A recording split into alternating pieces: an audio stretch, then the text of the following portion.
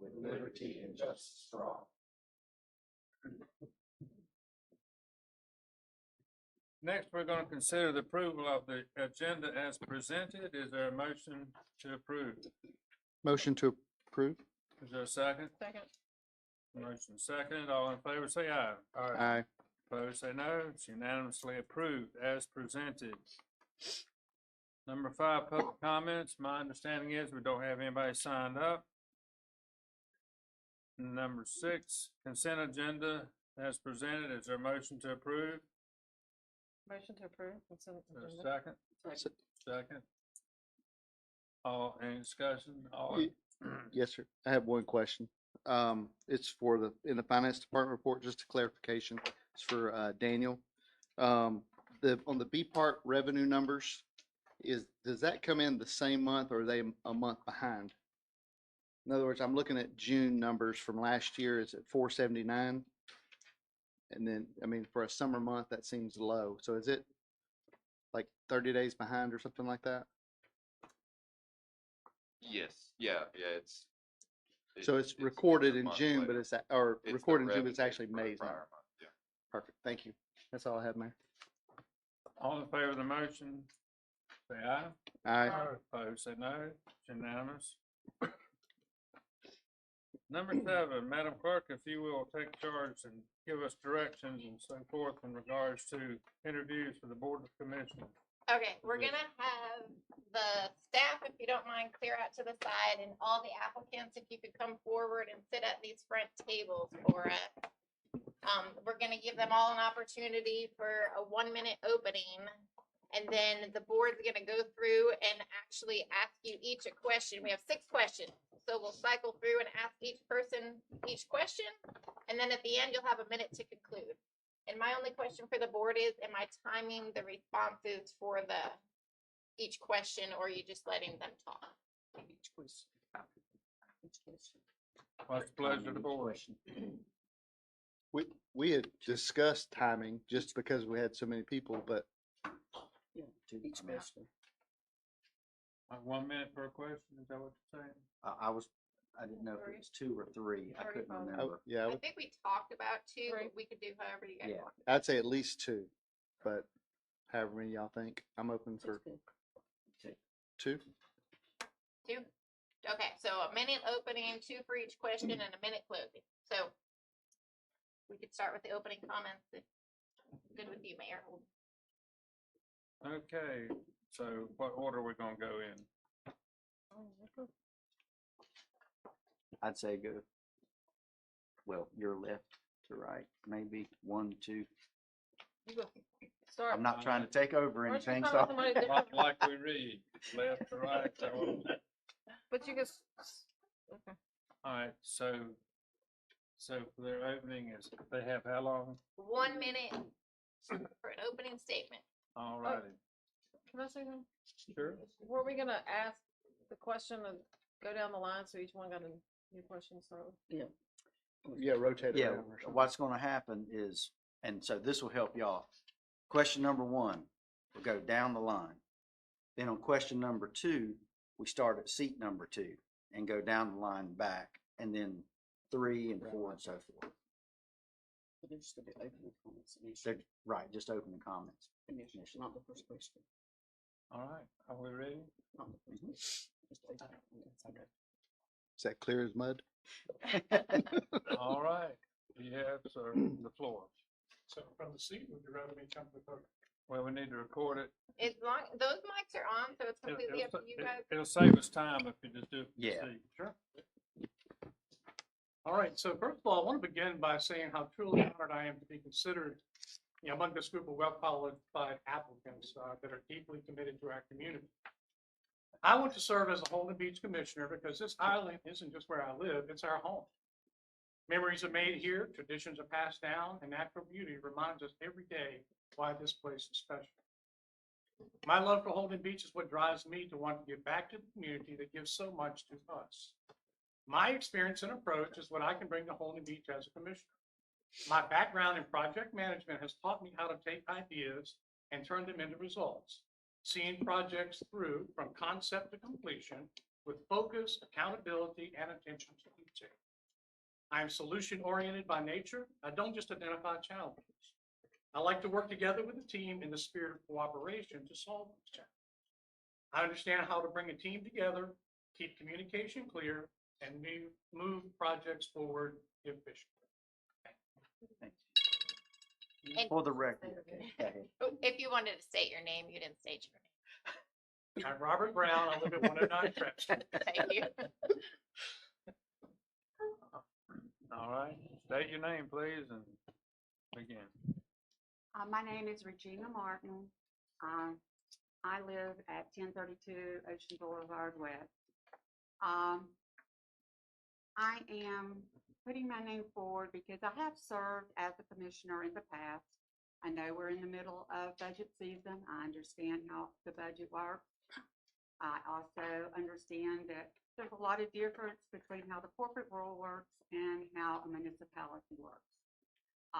Corporate spends corporate money, municipalities spend people's money.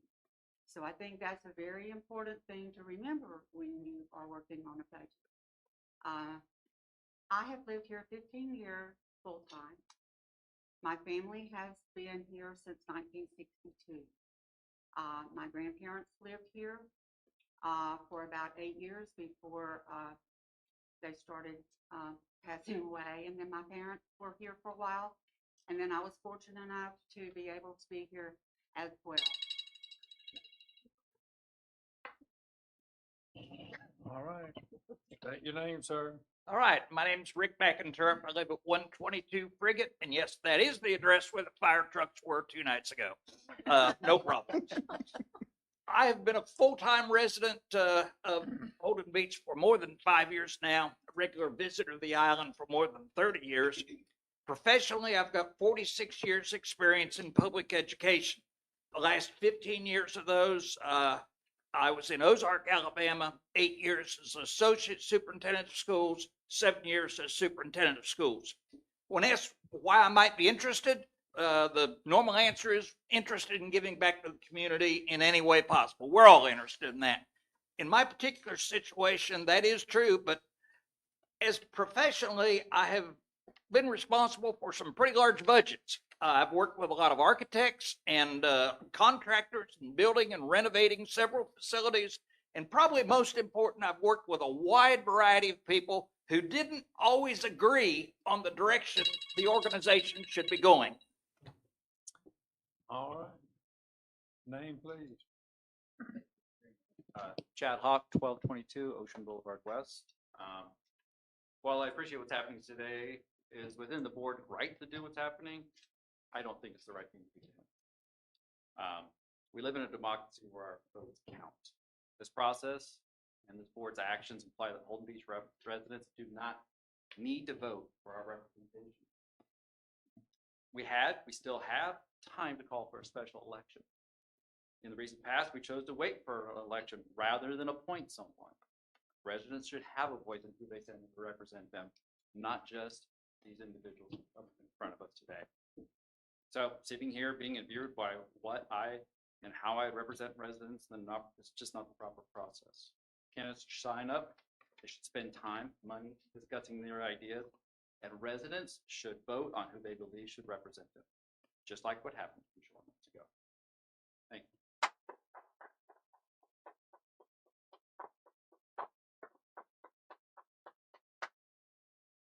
You have the floor, ma'am.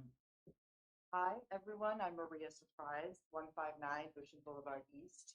The current Board of Commissioners is facing a unique situation with Commissioner Thomas's resignation coming so soon after the 2025 municipal election. The commissioners are elected positions, and I strongly believe it is in the best interest of the current Board of Commissioners to appoint Chad Hawk to the vacant commissioner seat, as he garnered the next highest vote count on election day.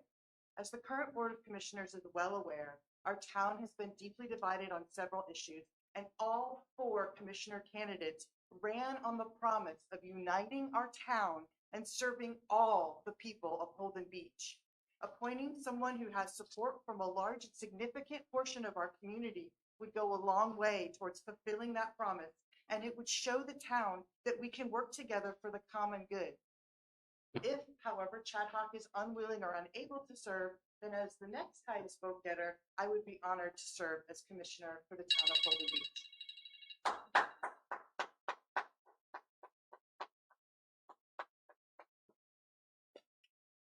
All right. Madam Clerk, are we ready to start the questions or? Yes, sir. Okay, I got the easy question. I don't think you'll need 3 minutes, but, what, We went with two, though, right? we're starting back, 2 minutes, okay, okay. We're starting back, okay. What is your profession, both currently and past? So, I've been a funeral director all my life. My last 12 years before moving here, I was chief operating officer of a very large family-owned funeral business, one of the largest on the East Coast. During that time, I managed a staff of 125 people and a budget of $12 million. But what gave me the most joy in that position was my project management opportunities that I had. I renovated 3 different facilities. One was 56,000 square feet, one was 18,000 square feet, the other 15,000. I also built 2 additional businesses, one a freestanding cremation brand. I built a cremation center that's the furthest kind in that area. I also built a casket warehouse, believe it or not, where we actually imported our own caskets and looking at distribution. So all of these things in my current position gave me that experience, from bringing these projects from conception to fruition. They gave me the experience I think that can be helpful. Tina, what was your profession, both past and present? In the past, I was a life insurance, health insurance, agent. I have been that for 44 years. I still am active, somewhat semi-retired, but still servicing my clients. I worked with New York Life for 16 years. I worked with Aflac for 13 years. I was still working for Aflac as a district sales coordinator when we moved down here to the coast. So I also hired and trained some agents here in the area and over in the Whiteville area. I did get my real estate license after I came here. I've had those for 5 years.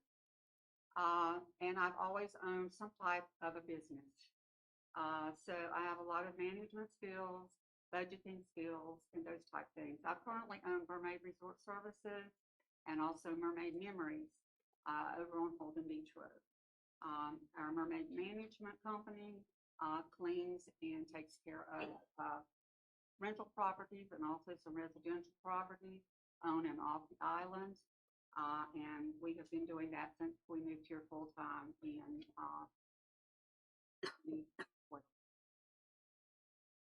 Thank you. Rick? Okay, I'm fully retired, and so most of my work now is in the volunteer areas and try to keep active with that. Of those 46 years that I was in public education, 30 of those were in the state of Tennessee, 16 of those were in Alabama, and 15 of those, like I said, was in Ozark. I want to go back to the issue of working with contractors and architects. I've built a high school. I've renovated every other building in a school system. I've renovated a football stadium. So quite a bit of work in that area in terms of contracts and contractor work. And I want to say one more thing about this, working with a wide variety of people. In public work, any kind of public work, I think lots of ideas, lots of opinions on how things should go.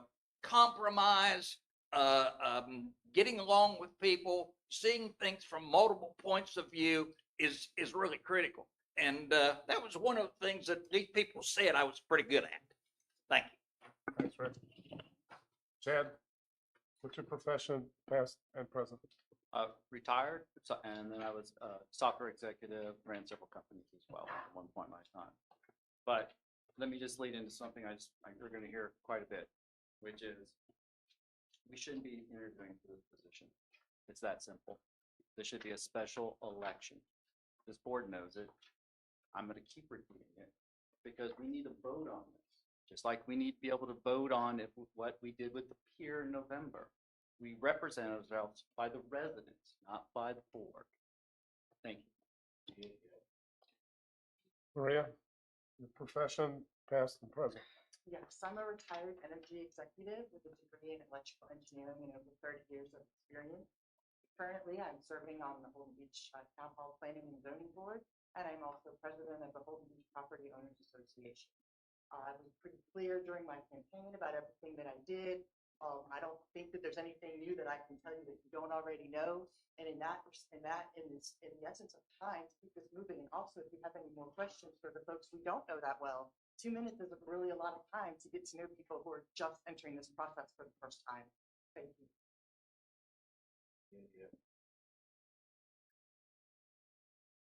I think your question is pertinent. I'll start with you, Regina, first.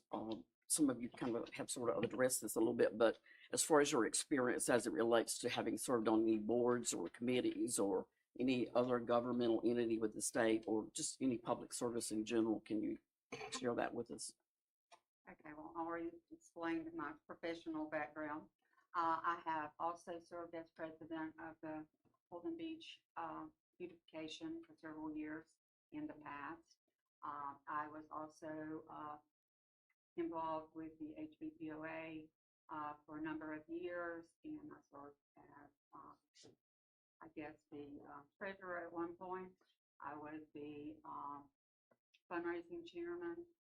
I worked real closely with a lot of other very devoted people in helping to drive a campaign to build our first playground over here.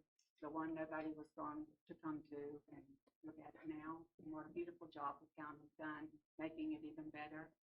I help and have ever since I have been here as a full-time resident. I'm very involved with the Greater Holden Beach Merchants Association and also with Brunswick Family Assistance. We work really hard to help the children at the backpack program, and also with the Christmas giving program. There's so many people in our community that are in need, and I like to give back to a lot of the organizations that help the people in all of our complete needs. Thank you.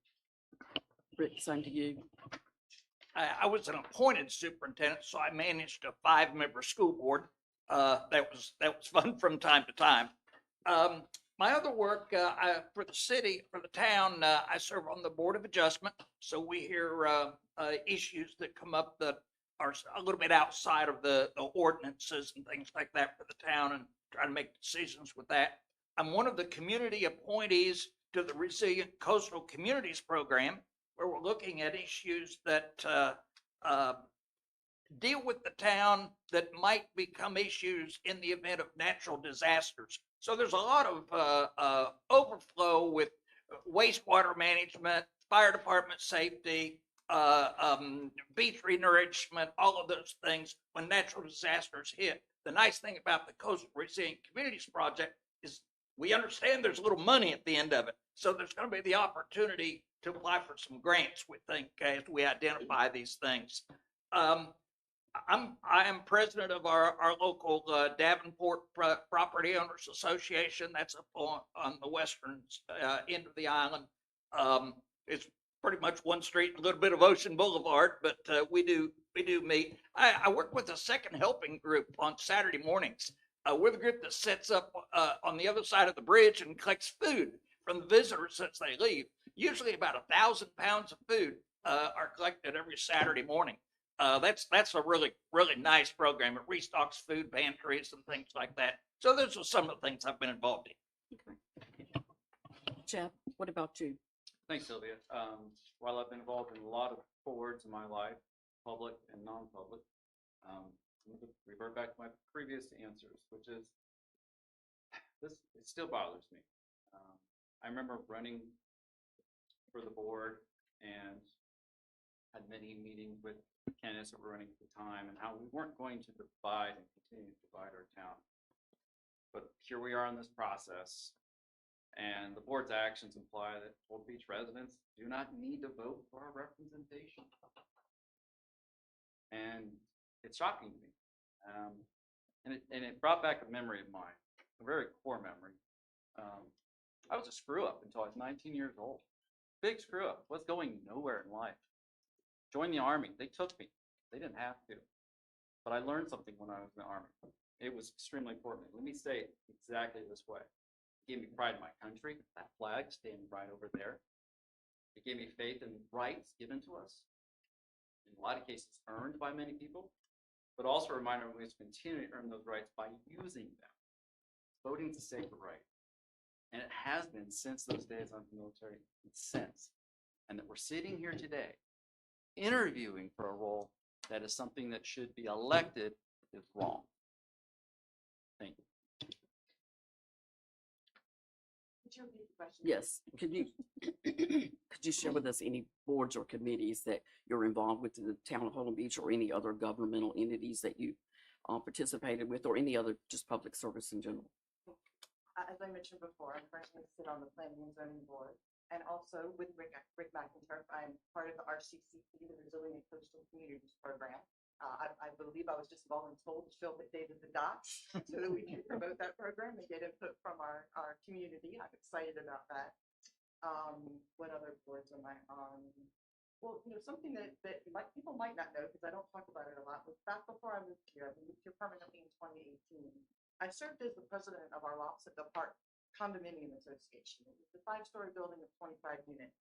And I was able to help. I was on the board for a while as secretary and then president. And I was able to unite our members in a successful lawsuit against the developers and the engineering firm that designed our building, resulting in a multi-million-dollar settlement to complete the fixes for our building. It wasn't like we were looking for a payout. We wanted our building fixed. I think everybody here can relate to buildings being fixed and things like that. I worked with the city of Atlanta and the community of Midtown to rezone property behind our building, and I have extensive legal contract experience with turnkey power plant developments. Everything else, I think, again, y'all know from my campaign. And if anyone else needs more time, I can happily see much. Or what local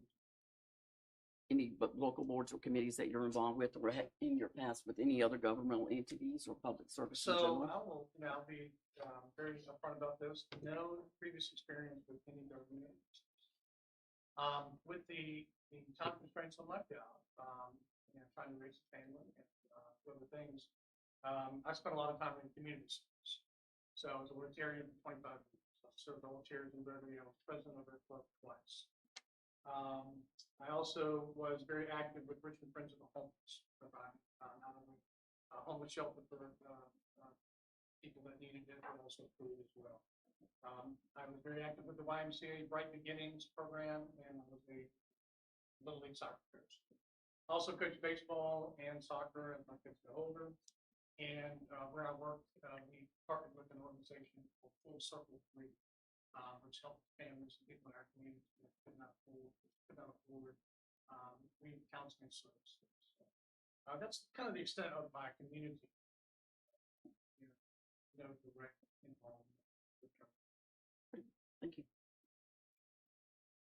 We can share. All right, Mr. McIntyre. Tell us why you feel you have the best skill set, the vacant commissioner seat. I've touched on a couple of those things. I think probably like I said, the most important, I've worked with the public a lot, and as we all know, the public has a wide variety of views on all topics. So being able to steer groups in a direction that helps an organization move forward is one of the things I've spent a lot of time doing. Working with audit firms, school system budgets get kind of large. And back in my day, yeah, I was superintendent during COVID, and those budgets got really large. So running that through audit firms and making sure every I was dotted and T was crossed, I've done those kinds of things as well. So, I just think some of my experiences might dovetail nicely with some of the duties of a town commissioner. Thank you. Thank you.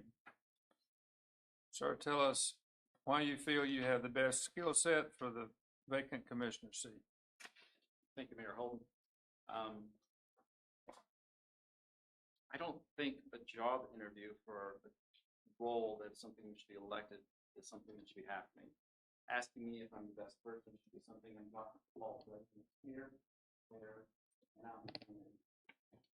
Wrong. I'm sorry. Candidates, they sign up, they spend their time, they spend their money, and they're out there trying to earn those people's trust. I'm not here to ask for your 4 or 5 people's trust, only as residents of Holden Beach. When you vote, you're taking away Holden Beach's residents' ability to voice, and that's wrong. I'm asking you to have a special election. Ms. Surprise, Can you repeat the question? tell us why you feel you have the best skill set for the vacant commissioner seat. Well, I believe Holden Beach deserves an open, honest, and inclusive and collaborative board of commissioners, and that's in my skill set. I ran for this office in 2023 and again in 2025, and while I lost both times, I do have the support of at least 235 registered voters based on the 2025 election results. I want to work together with the existing board on common sense, fiscally responsible solutions for our town so that we can improve and maintain our beautiful family beach for generations to come. Thank you. So the skill set that I have obviously was gained in the business. These were things that, project management skills, financial management, budgeting, problem solving, strategic planning, analyzing financial statements, creative thinking, staff development, and leading multidisciplinary teams. So these things, I think, can pair nicely with county, but state, and town government. I think we need the balance of both, okay? I think in today's world, it's not one side. I think we need the talents of all commissioners together and what we each can bring to the team so that we can make the very best decision possible to serve our community and people.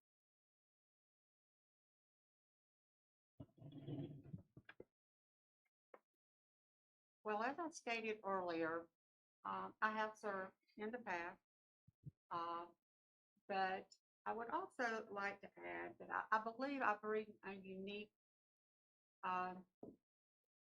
feel to the board in that I have a lot of relationships, not just with the residents of Holden Beach, but also with the visitors of Holden Beach. I hear and see a tremendous amount of things that go on here. I hear and see a lot of what people want and need. And I believe that perspective would be valuable to the board as we move forward to make a lot of very important decisions over the next year or so relating to our beach and what brings visitors to our beautiful sandy beach area, and we'll keep them coming for years to come. I would also like to just say that it's been my experience from the small town I grew up in that they lost their meals and all that, but yet they decided they were going to become a tourist attraction as well. We were fortunate enough that Andy Griffith grew up there. So therefore, we turned our mill town into a resort town. And thanks to some wonderful developers, businessmen, people in our community, we turned those mills into condominiums. We turned them in, and we're building a hotel now, and a convention center, and a music center. And I would just like to say that it takes a village to raise not only a child, but it also takes a village to raise a town. And I would like to help raise this. Thank you very much. Mr. Hawk, what do you see as the top issues confronting Holden Beach currently? Thank you, Commissioner Dyer.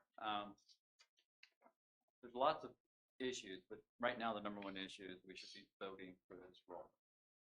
I'm going to give an example from the last election, which is only a couple months ago. Several candidates, actually all the candidates, ran to stop the division created by previous boards. I remember that. I remember sitting in multiple meetings, recorded forums. And yet, here we are. It's really weird, because it doesn't make any sense. I'm not sitting here saying, hey, please select Chad, because I'm not.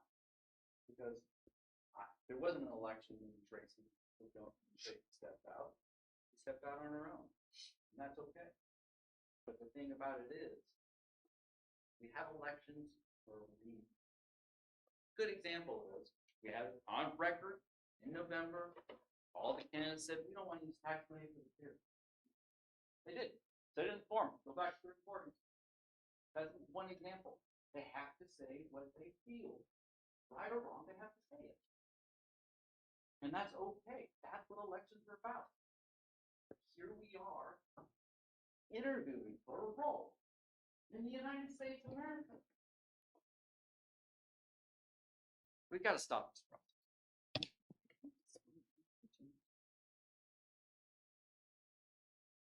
Maria, Yes, I believe you asked about the top issues affecting Holden Beach. the top issues confronting Holden Beach currently, yes, ma'am. I think we can get no more current than the present right now. And obviously, Chad has issues as do I with this process. So I do think that's one of the current issues affecting this board and could very, very much impact this board going forward. And I just want to remind everybody that there was an open commissioner seat in 2023. I believe the person left in March. That was not filled by appointment as it could have been. I suppose it's within their rights to do this process. But they decided to wait for the election. The fact that Commissioner Thomas waited until immediately after the election to resign, the timing was not good, but it was so soon after the election. We all agreed to work together. And had she resigned, say something happened, she'd resigned prior to election day, Chad would have been the third top vote getter, and he would have, or maybe more people would have run. You know, that we'll never know. So Chad's making some points with potentially having a special election, but you can, you know, you do have an opportunity here to make sure that the voters' voices are heard. Please do not let it pass you by. Please, we worked so hard. We ran our campaigns together. It was all to work together and unite this town. Let's not take that progress and go backwards. Let's keep moving forward. Thank you. What do you see, Bert, as the top issues confronting Holden Beach currently? You know, when I think about this, to me, it's always been helpful to do kind of the short-term goals and long-term goals. Let's just now and get it close to the vote, right? So, you know, I think there are things that have been made bigger issues than they should be, like fear. They've been very polarizing right now. You know, there are other things like the water tower, also water drainage, the fire department, how we move forward with the causeway. What's our role in development of that causeway? What does that look like? You know, so I think there are many, many issues that are currently worth lots and lots of discussion and investigation. But I think for me, it's helpful as a team and as a board, we develop a process where we can prioritize these things. Let's look at what's important. Let's look at what's immediate. Let's look at what's on fire, what has to be, you know, dealt with today, and then make long-term plans to knock out some of these other issues. Regina, what do you see as the top issues confronting Holden Beach currently? I think one of our biggest issues have been the negative press we've received through the past boards service up until the new board was set. I can tell you that there is a feeling on the island now of relief, a feeling that we are moving forward in some direction. We are actually doing something at Block Q. We are looking at different things from the pier from the last meeting. And, that's a really sore subject and it has a lot of sides. But until we get some answers, and had we moved on these answers 2 years ago, we'd already have the answers, but we didn't. So if we move forward with that, not saying we'll have a pier or not have a pier, but the fact is, we don't know enough to know if we will or we won't, and we don't know how many people would be willing to even get behind a pier privately or publicly. Again, the main thing we have to remember every time anyone's sitting up there is that you are actually not representing yourself. You're not representing your personal feelings. You're representing what the whole community, the whole town, the residents, the non-resident homeowners, the people that come here. You are there to make this a place people want to come to. Tourism is our industry. It's all we have here. If we didn't have tourists, our tax rate would be so high that half of the people that live here couldn't afford to live here. That is just a fact if you just put. If you had asked me 3 or 4 months ago to make a list of these very things, it would have aligned fairly nicely with the objectives that you all put on paper last month. So Block Q is on that list, and that would have been on my list too. I have a pretty strong personal interest as that plan moves forward with safety. Buddy, we have got to have a plan to separate the pedestrians from the vehicular traffic in that little piece of property. That's my own personal interest. Like a lot of people on the island, I would like to have a pier open to the public and to our residents and visitors, but not at all costs. So there needs to be some additional economic study. We need to know what this potentially could mean to the town if we move forward with that. Then there are the ongoing standing items, wastewater. Jim's, I've driven past his house. There's a lake in front of his house. And beach renourishment, what's going on down at the East End right now, it's always gonna be needed. So there needs to be a good long-range plan for that. Review of the parking program, all those things you've got on your objectives list right now would have been on my list too. And I think those are the priorities for us right now.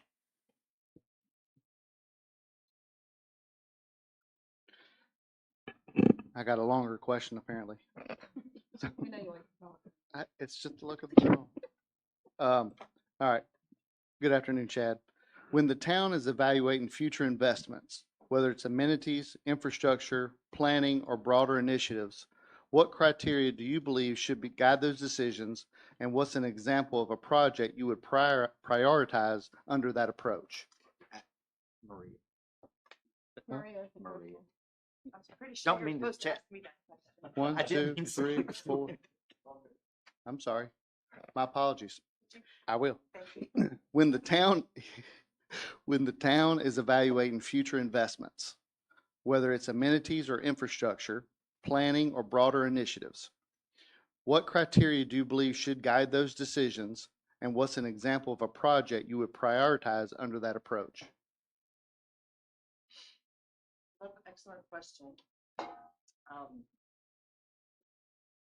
was very clear in my campaign, and again, all the information is out there publicly about what I would do and how I would act as a commissioner, as far as very thoughtful, methodical, all my experience I have as an engineer, easy.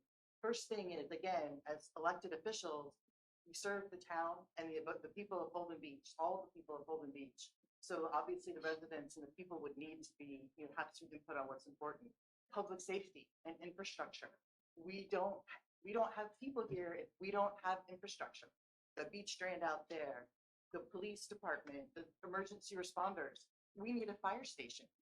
I mean, I definitely would prioritize infrastructure and making sure that we have the most robust infrastructure and public safety so that people come here and they know that they're going to be well taken care of. Thank you.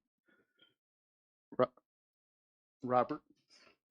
So I think Maria makes some good points. I agree. I think, public safety is number one. infrastructure secondarily.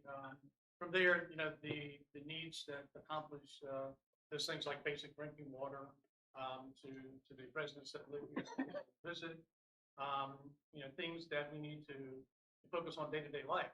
Then from that point, what are the wants, what are the things that, like the pier, that we would like to have, but not necessarily something that we need to face each day with, So I think it's, you have to prioritize on safety,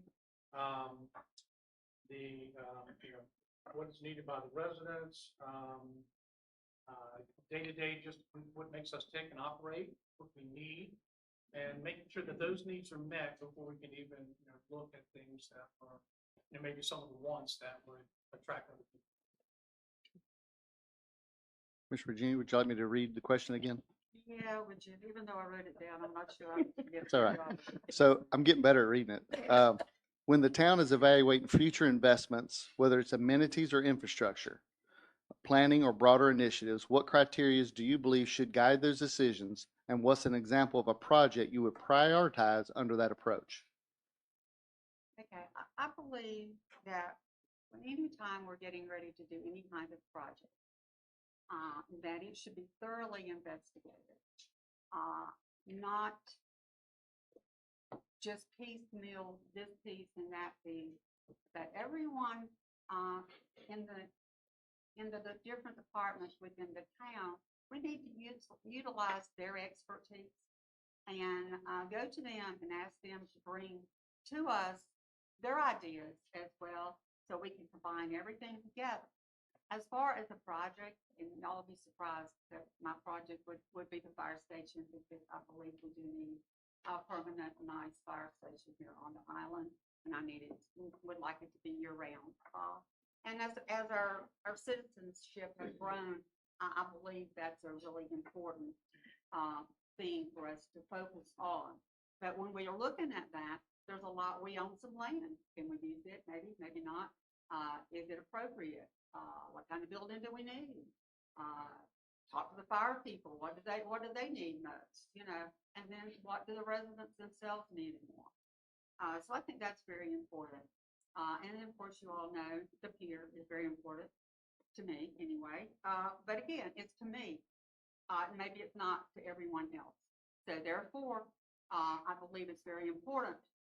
The starting point you all started last meeting was to try to get some underwater results. Economic impact study would be great. I believe you would see a lot of people, ideas turn around if we had an economic impact study done and it actually showed that it was a viable, long-term, pay for itself type project, and then bringing in other people from out in the community or maybe even out of the community to help. I'm good. I figured. I was ready, just in case. We've kind of hit on a common theme here of safety, and that is obviously a major priority for any board that would be sitting with this town. So when you talk about the fire station or wastewater management and the concept of fresh water, I remember the meetings when they were talking about the water pressure in the middle of the summer got so low they weren't sure they could pump it far enough to put a fire out that was very, very far west. That's a concern. The issue with the pier, if we figure out a way to repair or replace or do something with the pier, there's another little complication there. We don't have a pier house anymore, and rightfully so. That it needed to be taken down.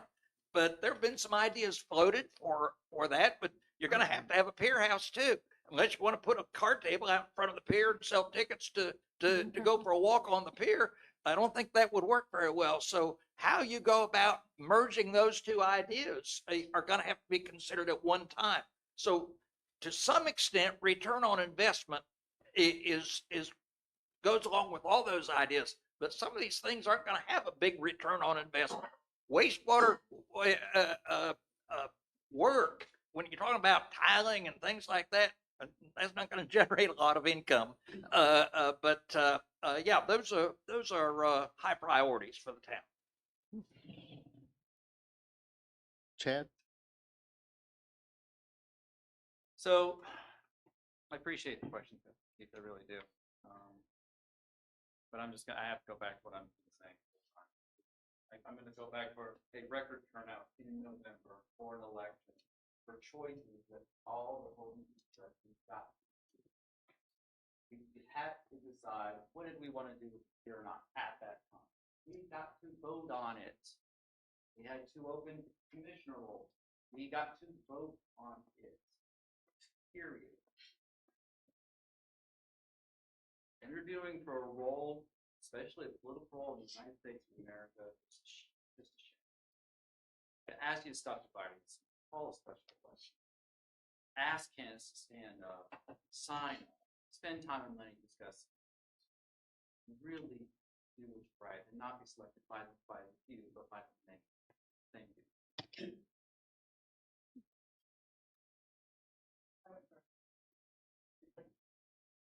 Madam Clerk, are we ready for the last question? Yes, sir. All right. Looking ahead 5 years, what do you hope people, both residents and visitors, experience when they spend time at Holden Beach? And what do you think is missing today that would fill that gap? Mrs. Price. Oh, No. back over here. I need help too. So 5 years. So I guess the older I get, the faster that goes. So 5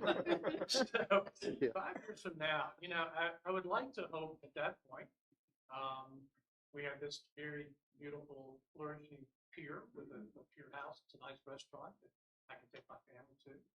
I hope that we can spend Sundays at the new pavilion that's soon to open with the concert series.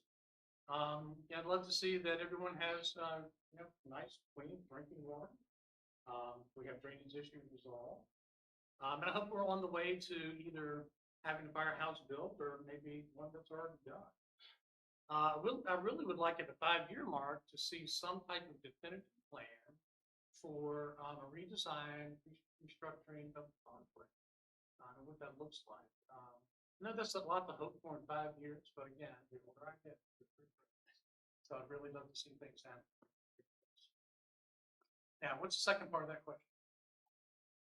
The second part, the third part, or fourth? Let me read the whole thing. Okay. Looking ahead 5 years, what do you hope people, both residents and visitors, experience when they spend time in Holden Beach? And what do you think is missing today that would fill that gap? So I want to address the missing part. I would love as a community for us to have more cohesiveness. We are friendly. I love my neighbors. They're very good to each other. We look out for each other. That's just on my street. I hear rumblings like everyone else. I love for this to stop. There's a great post on Facebook, Keith. I think that someone asked someone to bring their can in, a garbage can recently. That's a neighbor helping each other. That's the change I like to see. Jenny, you want me to read it again? No, I think I'm good. So 5 years from now, I would hope that the residents and visitors that come here would have the same feeling I had the first time I ever came here. And that was in 1960, I believe. All we did was walk on the beach and some East End, and there were more houses up there that have since fallen in the ocean. It was a peaceful, wonderful, calm place. We had a pavilion up there that we could safely go to. It was a place that children could go to and feel safe. I would like to see something like that developed into a pier house at the pier if we end up moving forward with that project. So we would have a place for our teenagers and people to go. Basically, all we have on the causeway is ice cream parlors and miniature golf. You know, if we had just a place where kids could go, I don't guess they don't have jukeboxes anymore. But if there was a place where you could go and dance and your family could feel that you were safe in that environment, I'll be honest, my dad would let me go up to John Holden's because he knew Mr. Holden didn't put up with any crap. And I was safe there. So I got to go there. There were other places here I couldn't go. But there was all of that. And I want people to come here and feel that same feeling, that wonderful family beach feeling. I don't care if the houses grow to be 7, 8, 10, whatever. We used to have 3 and 4 bedrooms. But whatever, I want them to feel the warmth of this island. I believe it's coming back. I really want to see it come back fully to where we are truly a family beach again. And I think what is missing is the spirit. Mr. McIntyre, can we read again? I'm good. Thank you. I think maybe 5 years out, it would be nice if we weren't discussing any of these priorities anymore. That they had all been addressed.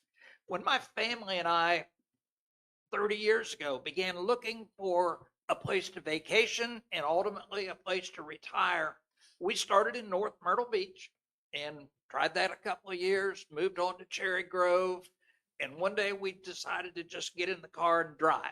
And we're going to drive until we find a place that looks like it might be a comfort zone for us. And we came across the Holden Beach Bridge, and that was it. It was a small community. It was a quiet community. It was safe. 30 years later, we felt the very same thing. And that's what I would hope that we begin feeling again in this community 5 years down the road. All of these priorities are important, and it's up to us to address those. That's not on the mind of a visitor. They're not thinking about wastewater. They're not thinking about drinking water. They're not thinking about fire safety. That just needs to be here in support of them while they're here enjoying our little paradise. Thank you. Thank you, Mayor Holden. So 5 years from now, yes, going around the same theme, I'm really hoping that we've learned from what we've continued to do at least for the last 5 years, which is continue to provide this great community of ours. You know, I just can't understand this process because I think we all acknowledge in this room there are certain rights that we get born in this country. Voting is probably one of the top ones. And all these great issues that we'll discuss, those are great things that we need to be working on. But we need to be able to vote for the people who are representing us. Again, you should not dictate to men. And by doing something like this, you end up dividing even if you don't think you are. Because what you're doing is you're taking away people's choice.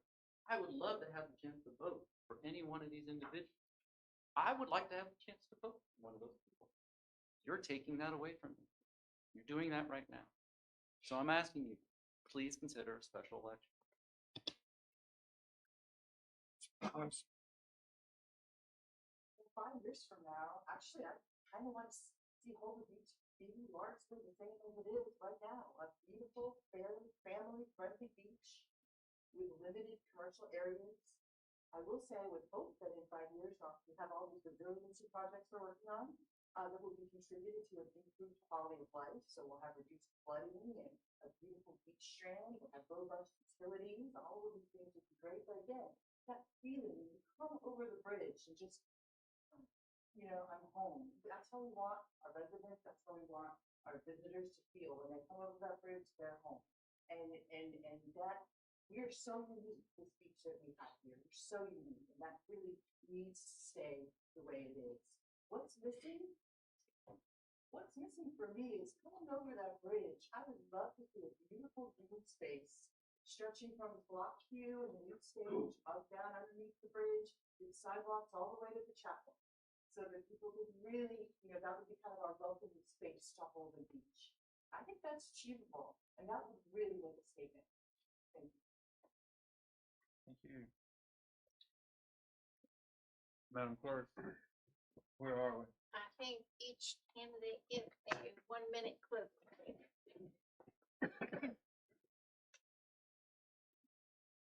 Okay, so I would like to thank the board for giving us this opportunity. I've learned quite a bit tonight, so thank you very much. I believe we have a responsibility to guide Holden Beach forward with thoughtful, balanced leadership. Progress is important, but it should never come at the expense of character, history, and the values that make this island special. We can make improvements, protect our environment, and strengthen our community while still honoring the traditions that make us Holden Beach. It is important to deliver results that benefit the entire community, not leaving anyone behind. Holden Beach deserves leadership that can balance vision with execution, and that's what I'd like to bring to the team. I'm ready to put my skills to work for our future while honoring the past. I'm committed to listening and working together as a team to making decisions that are good for everyone. Decisions that reflect both where we've been and where we're going. Together, we can ensure Holden Beach remains a place we're proud to call home for generations to come. It would truly be an honor for me to serve the people and the community of Holden Beach. First of all, I would like to thank you all for setting up the forum the way you have. I would also like to address just something I've heard this evening. We elected all of you all, and personally, I trust you all to make a decision as to filling the vacancy on the board, which is what we have always done in the past. And according to the legislature, that is an option to a town to fill a position on a board. So I just wanted to bring that up. I would very much like to fill that position. I believe my experience and my knowledge and history here at the town and with the town would bring some value to the board. I would hope that in making the decision, everyone thinks back to cohesiveness, and that's what we need. I do appreciate the opportunity to be considered for an appointment to the town commission. Should I be selected, I can commit both time and energy to the position as we work together to keep Holden Beach moving forward. I would hope I would be a calm, independent voice on the board that reviews these matters independently and makes those decisions in the interest of what I believe the residents and visitors of Holden Beach would best benefit from. Thank you.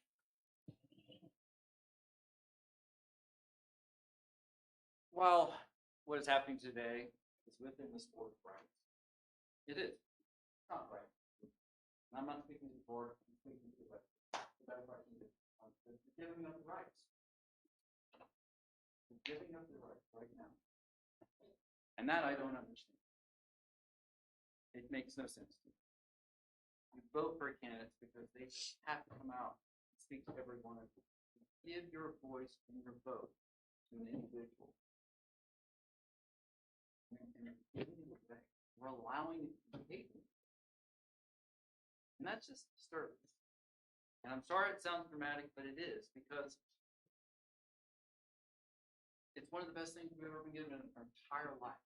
Other than being born in America, one of the best places to be in the world, we get to vote. And we're giving it away. So what I'm saying is, it's a special election. I'm not asking you to vote for me. I'm not asking them to vote for me. But we need a special election.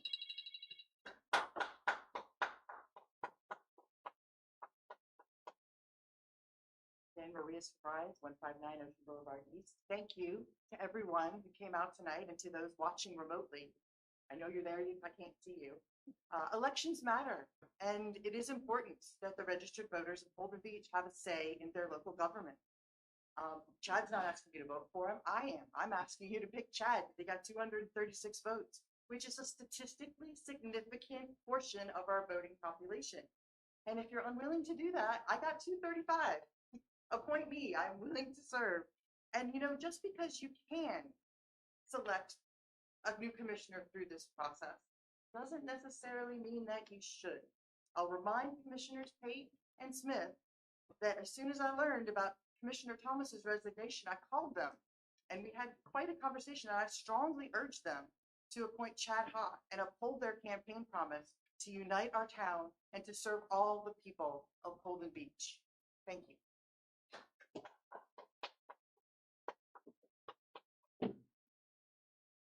Madam Clerk? Does this conclude your Yes. overview? Yes, sir. All right, thank you all for your participation. Oh, well, I've been quicker than I thought. It was 16. I really thought it would take a little longer. It was good though. I like that.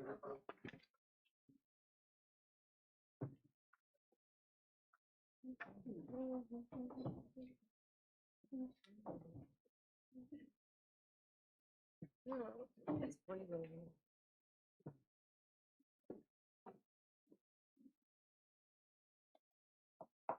All right, Assistant Town Manager, Ms. Ferguson, you have the floor, ma'am. For those of you following the agenda, we are on number 8. Yes, sir. Thank you. Good evening. You will see in your packet beginning on page 31, a contract from McGill. The board did select McGill for the services from the RFQ we advertised for the master plan of the Block Q Jordan Boulevard area.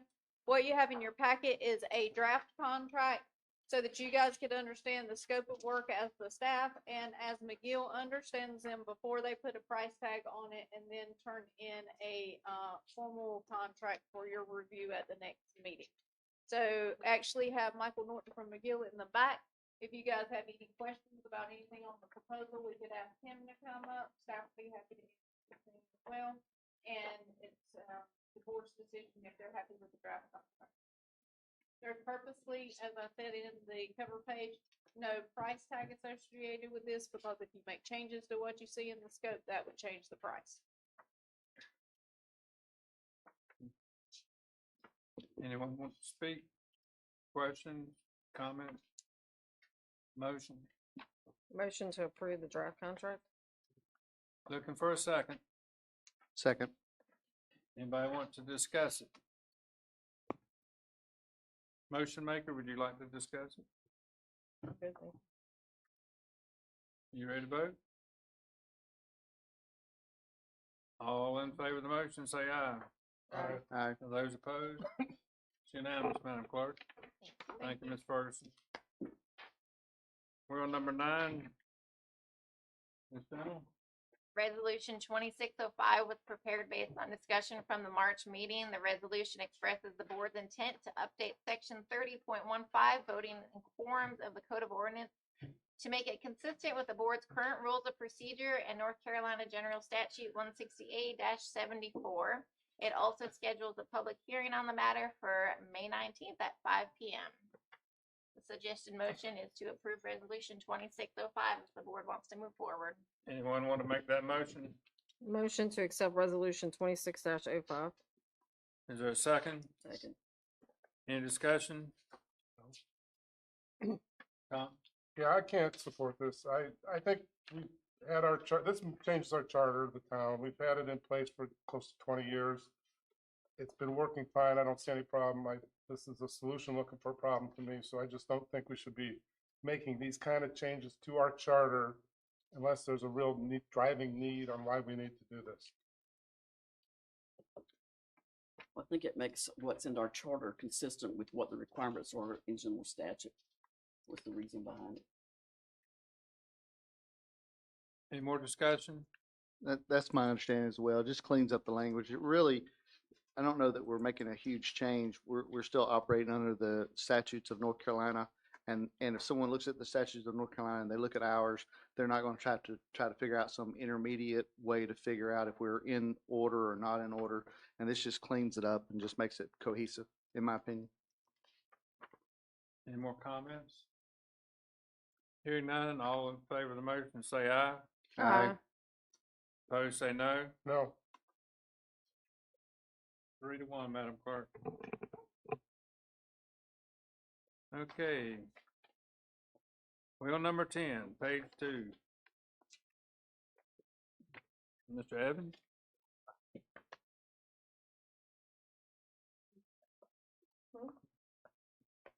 Good afternoon.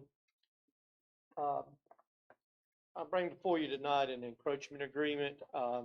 Is the property owner here for the encroachment agreement on the Greensboro Street location?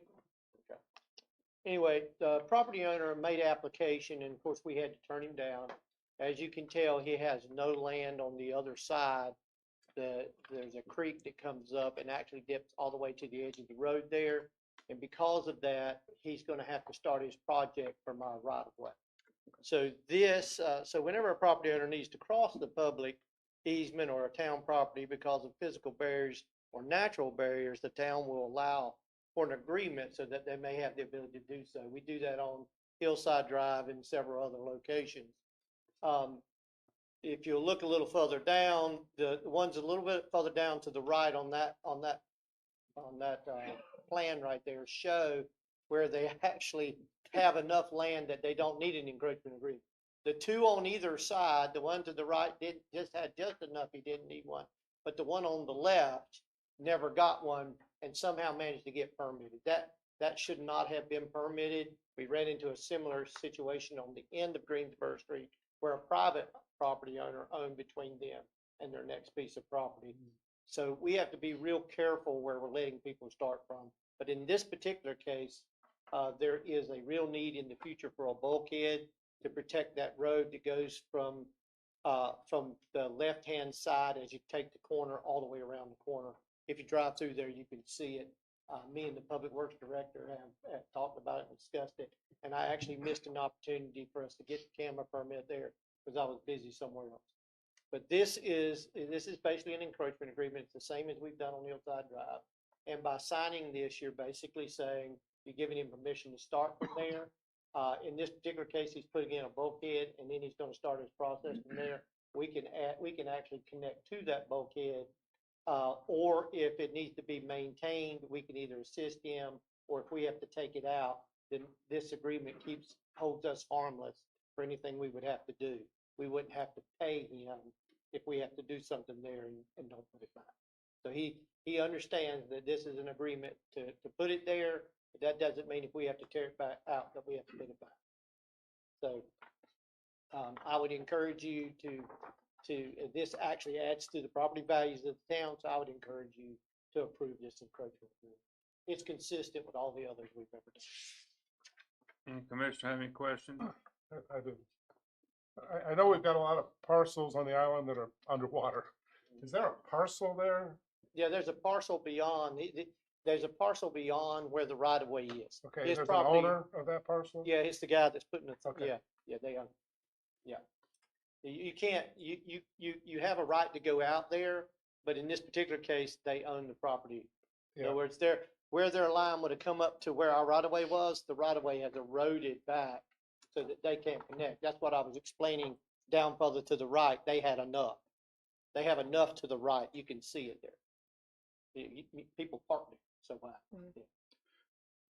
I have a question. Is there any advantage, and I'm sure you already discussed this, and I'm just getting it from my information. Is there any advantage to us putting in the bulkhead and putting that back for him so that he can start on his property, so that we can connect later on or make it part of a bigger? You're not going to put it back there. Okay. You can't see it here, but that actual blue line stream or whatever they call that area of environmental concern there's actually a swash that it's cut right up to the road. I mean, it's right on top of the road. Yeah. You can't see it because it's faded, but it comes under the first one to the right there, I see it. and then it dips all the way to the road and dips back out and then dips against the road again on the left-hand side. So Yeah. it's right up next to the edge of the pavement. In other words, there's nothing there, and there's no advantage for us putting it there. You know, he would have to wait. Okay. Yeah.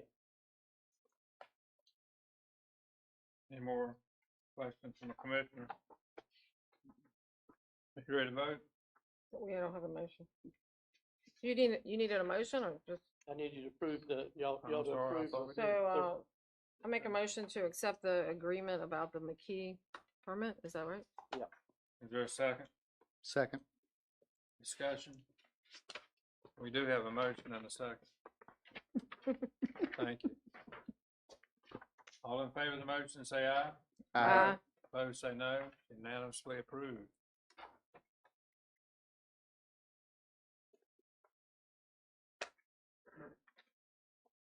Thank you, Mr. Evans. Ms. Ferguson? Round two. So every few years, we go out for landscaping and irrigation, services bid. We issued an RFP for these services. We had to send out, 2 rounds. We did get back 2 bids. Low tide landscaping is the low bid overall. I will point to the cover page. It says not reviewed by the attorney, but these agreements were sent to her on 4/10. So that should actually be a yes. If you Alright. decide that you are gonna go with low tide, you've got a difference of about $6,300 there between bids. Tom, I move that we accept the landscaping maintenance service contract with Low Tide and have staff, direct staff to execute it. is there a second? Second. Ms. Ferguson? And just for clarification purposes, this would not begin until July 1 because the Right. current company's in contract. This is just so we know what to do with the budget. All right, discussion, anyone? Is there any big differences from a staff's point of view? I mean, as far as, I know they're the low bid, but is there any disadvantage of going with them and not the other company? I do not know this company. He did come over. He rode around to all the properties with Beef, myself, and Sean. And everybody that was going to bid on the project had the option to do that. The current organization would not need to do that. The only thing that I could put forth is he has been forthcoming in that he does not have any other municipal contracts currently. I think it is a small business trying to get started versus a larger company that's been in the area longer. So that's the only thing to my knowledge. I did a reference check with what he considered to be his equivalent in, with a property owners association in Ocean Isle, and they sent back a positive recommendation. Who's the current provider? Carolina Creations, the alternate bid. So the current bid, the current people who are doing it, was there an increase from their last contract to this one? Yes, typically they have a % increase each year, but I don't know that I want to share that Yeah, with okay. the amount because that would give any new vendor the opportunity to know that that was their typical increase. Sure. Any problems with the existing company? The beautification club works hand in hand with the town as a third party because they work with the gardens. And there have been some voices of concern from landscape members of the beautification club with the current contractor. But the town wants to be real careful saying if we have issues with any contractors, if we personally in Right. dealing with them have not had any. I mean, I think if his reference checked out and he is the low bid, I mean, I guess, is the contract cancelable if they don't provide service? There's a clause at the back that's out with, I think, 60 days notice. Okay. Yeah, come with you, Tom. All right, any more questions? You ready to vote? Yes, sir. All in favor, say aye. Aye. Aye. Opposed, say no. It's unanimous, Madam Clerk. We're on number 12, public comments, where anyone can be recognized. Raise your hand, and when you are recognized, then you can come to the podium and give us your name. Come on. Not trying to pick on you. You're welcome to come to the podium and give us your name. So, good evening, everyone. My name is Ashley Kuhlman. I have a home on Brunswick Avenue. I want to say that I appreciate all of you that called out safety as being a primary concern, because that's why I'm here today. Right now, there are no clear enforceable safety rules for homes on the avenue. This means a 2-bedroom home on that, on 2-bedroom property can host up to 10 people and more with no safety guard. It's creepy to me. So my concern is simple, it's just safety. Deck and structures are not designed for unlimited capacity. Overcrowding increases the risk of collapse or injury. In the event of fire or emergency, These guys need reasonable expectations on who's gonna be in those homes and how many. There's also the impact on other visitors across the island.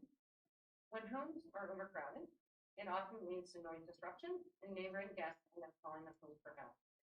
That turns what should be a relaxing vacation here in Holden Beach to a frustrating experience, and it reflects poorly on our island.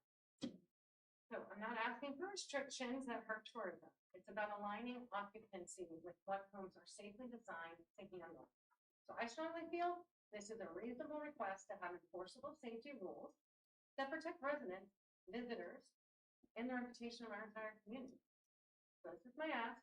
Can you please design enforceable safety rules for our home occupancy based on the number of bedrooms? I don't think any of us want an event like what happened in 2004 at Wrightsville Beach, where 40 people were on a deck and it collapsed. One young girl, she ended up being, 2 men collapsed on top of her, breaking her pelvis and her hip. Go back to 2003 in Chicago, 13 people died, 57 injured. And when you look at the older homes on our island, it's my understanding that they are typically allowed to remain as is under the building code that they were placed when they were built. Think about that for a second, and then think about people bringing in groups of people and parties. This is terrifying to me, just to know that that code has not been enforced. So, thank you for your time. Thank you, ma'am. Anyone else? Yes, sir.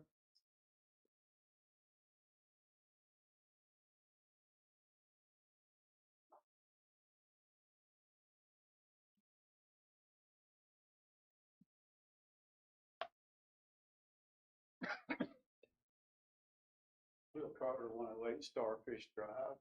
I'd just like to say that the pier is an economic engine for the beach. Every pier on the East Coast was built before the towns were even incorporated. That's because it brings a lot of revenue and people to the beach to buy houses and spend money. When we had this last election, Mr. Brown was going to run too. We had 3 people that were going to run on one side that wanted the pier. We had 2 people that were going to run that didn't want the pier. We all know who the different sides are. We know if they want the pier or not. And so when I hear all this crying about, let's have an election, if we'd had 3 votes, Mr. Brown could have run. He would have got over 300 votes also. What we do understand from the election is there's 235 people on this beach, 235 voters that do not want a pier. We understand there's over 300 and some voters, 577 people came out to vote. That's the most we've ever had vote on this beach. And 600 people represents almost 300 houses.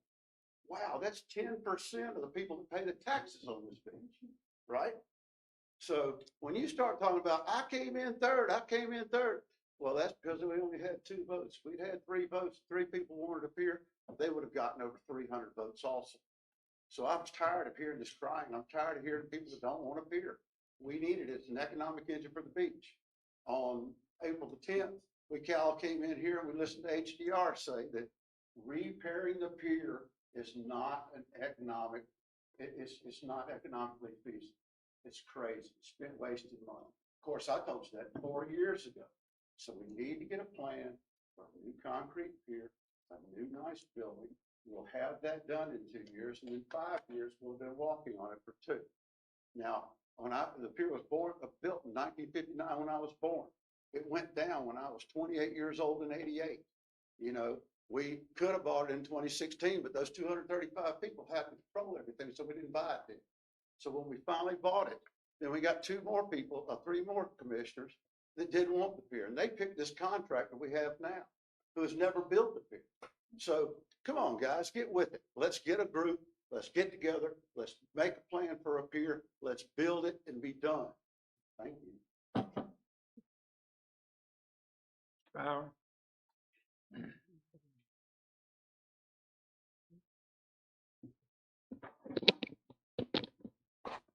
Jim Bauer, 329 Ocean Boulevard West. A couple of facts for people that don't normally attend the meetings that you wouldn't know unless you were attended the meetings. The pier is unrepairable. That's the first thing, as it exists. repairing the pier was voted down, okay, and the causeway is not our problem, okay? It's not part of Holden Beach. That's important to remember. So my question is the fix already in? Is this a dog and pony show? Are you just doing this, with already having a person, picked? And you're just going through this for a public display? I don't know. I do wonder, as, both people said, what are you scared of? What are you scared of? I mean, that's just a crazy thing to be scared of. Maria Surprise noticed that the last vacancies were filled by the Vox Populi. Let the people speak. Let's have an election. What does it cost? And the biggest thing about this, there should be no conflict of interest. We already have 2 real estate agents sitting up here on this bench. Okay, adding another real estate agent, I don't think is a good idea. You know, there should be no conflicts of interest at all. Okay, so that's another thing that I'll find very interesting. Lastly, this lack of attention is going to roll over, and it's going to further make the town look at everyone with the jaundiced eye. Every first-year law student learns a term. It's called res ipsa loquitur. The thing speaks for itself. If you don't pick Chad Hawk, who should be up here, okay, then the thing speaks for itself, and the fix is in, and this was all a dog and pony show. Also, you're going to have to wonder about, if you don't, is the lack of attention to the public needs and opinions, is it going to go forward, especially when we discuss the future of all the public lands, especially the pier? Those are interesting questions that you need to address. You need to ask yourself, Zach, how am I going to see myself walking around this neighborhood knowing that people have these opinions of you when you could very, very easily have a vote? You don't want, the easiest thing is to put Chad in. I like Chad. Chad's a good guy. I'm not saying that any of the other people aren't good people, but he was actually one of the people that was about to get elected. Tracy Thomas was only in for about 2 weeks, right, when she quit. So I don't know about, I really don't know about what you're doing other than that. I think it's if you don't ask for a vote, or if you don't do that, then we all know that the fix is in. Thank you. Welcome to the party, Chief. Yes, sir.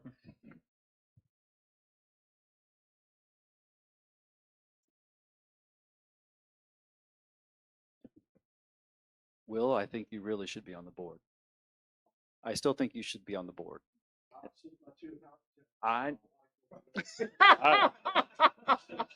You and I are tied on heart attacks, and I'm still up here, but I'm still telling you that I think you should. And I'll tell you guys why.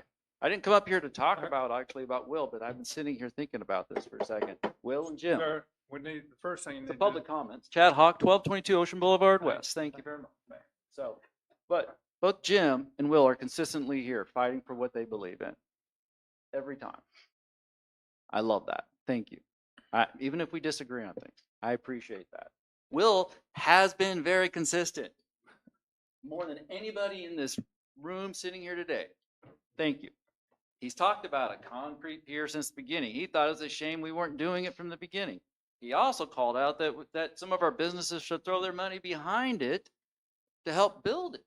The businesses, that their number one way they make money on this island is because of this island. So I'm not asking you to vote for me. I'm asking you to vote for Will. I'm not kidding. If you're not going to let us vote as residents, bring somebody in. Thanks.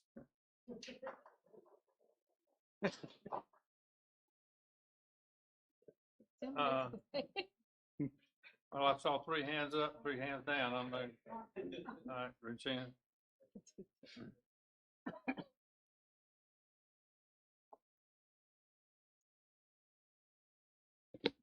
Regina Martin, 1032 Ocean Boulevard West, Holden Beach.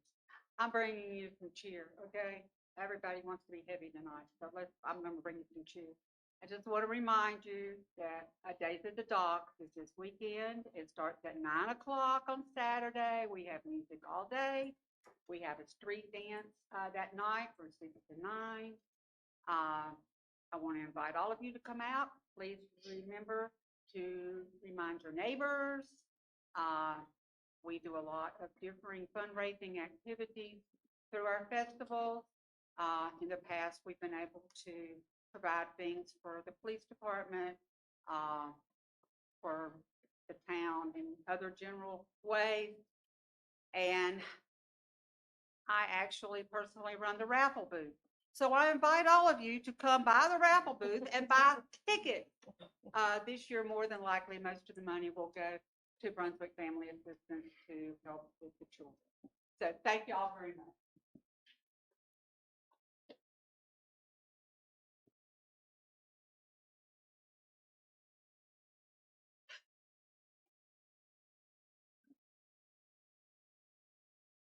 Marty Arrowwood, 114 Shrimp Street. Parking is free for the Feather Festival. Parking is free.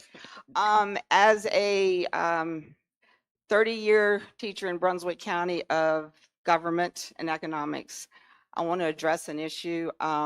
We have an elected representative government is what is our government. And by that, it's the majority of the people vote for representatives to speak and represent us. Why I say that is because, number one, the legislature and the LGC has said that as a vacancy can be filled by the board.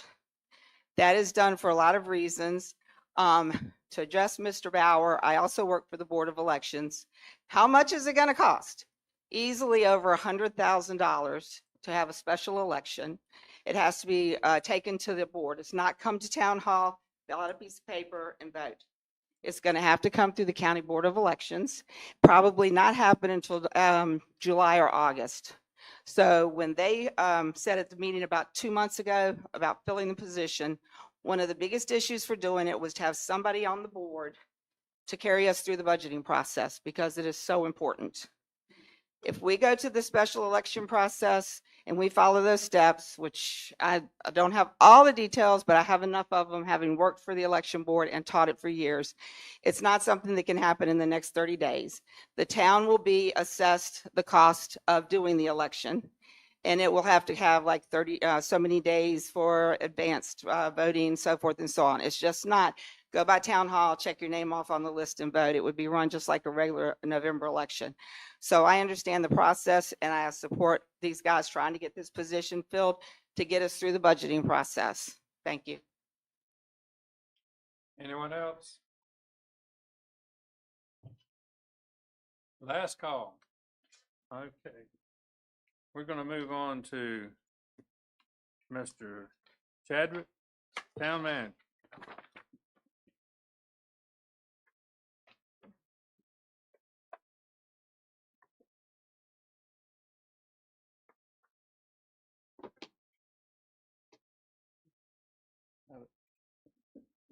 That's a first, I can tell you.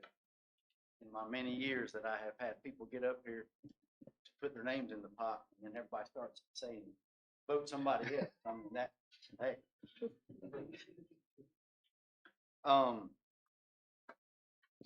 me turn it a little bit farther.